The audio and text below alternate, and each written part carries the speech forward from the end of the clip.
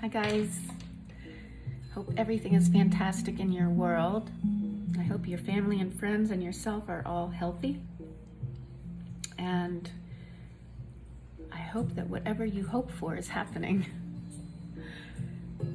Today I hopped on because I've been discussing this whole subject of allowing other people to live their lives versus us feeling this crazy need to be involved and to tell others how it's done, right?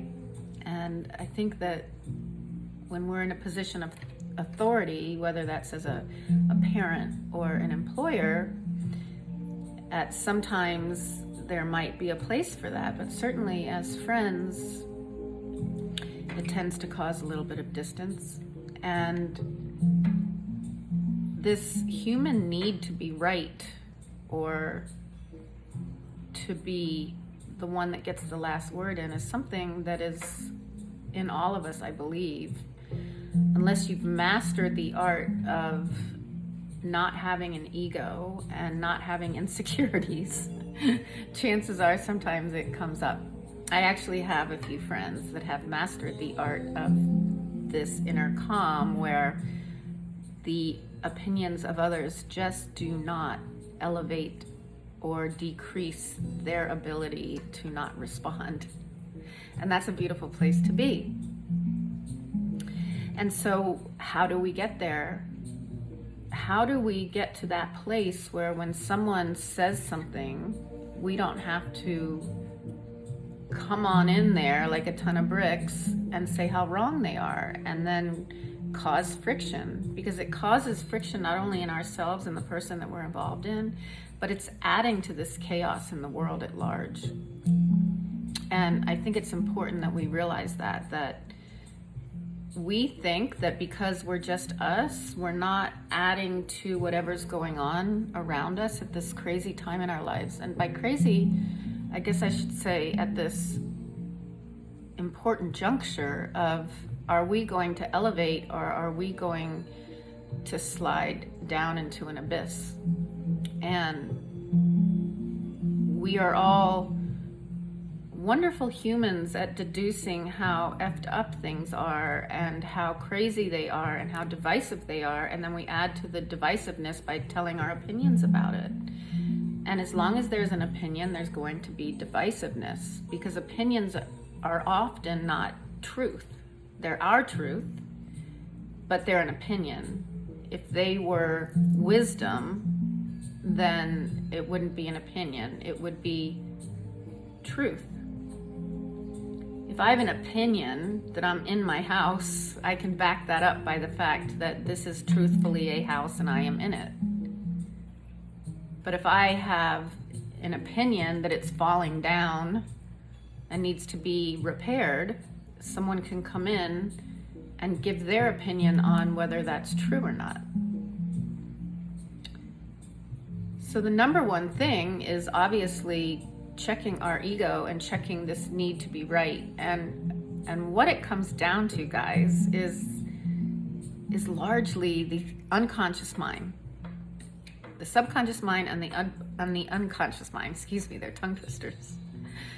So the subconscious mind has all of these stored memories. Everything that we learn from the time that we're born is not forgotten. And that's why oftentimes later in life we recall things.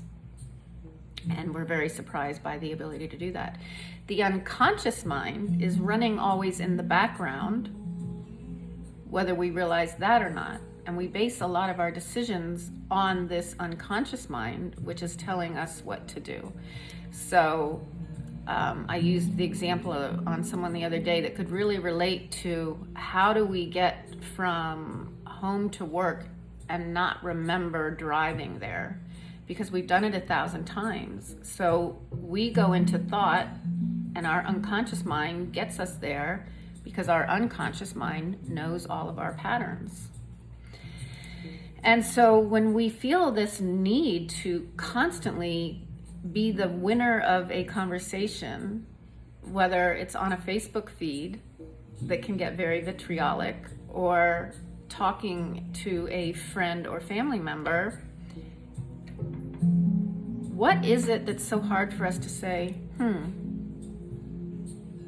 you've got really valid points, or I don't agree, but I'm really going to think about it and figure out why I am so stuck in my point of view.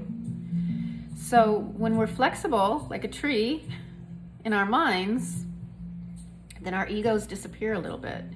And we're rooted firmly in the ground as a flexible tree. So we can bend and sway, but our roots are strong. So we're not offended by the kind opinions of other people because we know who we are. We're a strong tree, and we're just going to be flexible and go with things and learn and become wise. And then when we have the truth, which is the wisdom, right? Then maybe we're in that place of authority to speak. But if we're not flexible, then we're sitting here in the wind, and we're gonna break. Our opinions are gonna break us. They're going to break our friendships. They're going to break our own stability and our own peace of mind. And as I was talking to someone the other day that said, why do I have to get this last word in? I went nuts when this person said something I didn't like. And even though I knew my point was stupid, I had to get it out to make myself feel better. And so that's what I was bringing up today is, if we say to ourselves, is this kind? Is this true? Is this necessary? What is in me right now that is so damn sure I have to get this last word in? And I guarantee you, money back guarantee, that it's something that happened, and I'm pointing to here because it's the heart center, the inner child. Growing up was not heard enough, wasn't listened to, was told they were stupid. Whatever experience we had growing up, never got the approval. We were totally ignored. Whatever experience we had growing up, now as adults, we're able to kind of vomit that out to everyone else and make them pay for the inadequacy of our childhood memories. And it's really not that simple, but it really is, because it's very complex to admit to it and to go down into these memories, but it's possible, and it's really, really freeing. Humility can be our best friend, to just say, I don't know what I don't know, and I'm going to listen. And then once we try it, this inner peace comes out. It's like, wow, just to be a piece of life is kind of cool. It's really kind of cool. So try it for a day. Just be aware of your own talk, and be aware of how often your ego comes up and gets in that last word without judgment. Just do the experiment. I'd love to hear back from you. But it's really prevalent today, especially in all this chaos that's going on, the chaos of you, me, of evil and good, of coronavirus, mask or no mask. It's become so separate.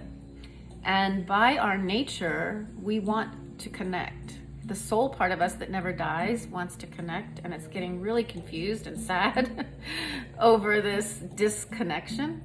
So if you feel kind of that way, you're not alone for sure. Peace out. Love you guys. Next time. Talk to you next time.